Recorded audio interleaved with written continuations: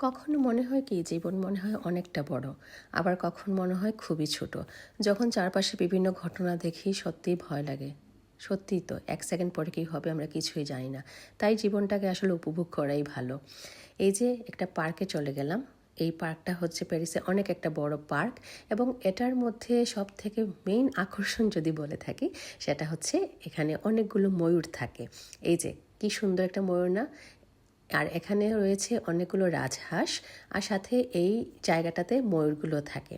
এই যে রাজহাঁসগুলো আছে, মানুষের মধ্যে ওরা আছে, কোনো মানুষ কিন্তু ভয় পাচ্ছে না, কারণ কেউই রাজহাঁসের সাথে মানে বাজে কিছু করছে না।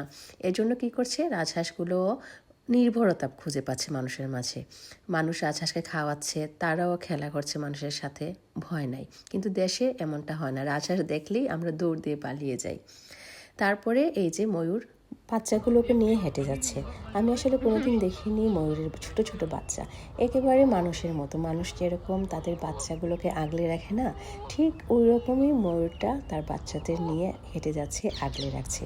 তারপর একটা এটা এটা সাইডে ছোট। গিয়ে দেখা পেলাম বহু কাঙ্ক্ষিত ময়ূরের পাখনা মেলা।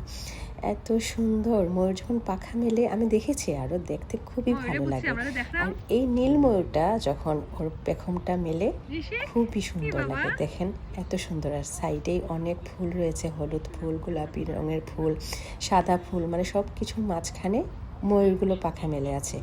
সত্যি অভূতপূর্ণ দৃশ্য।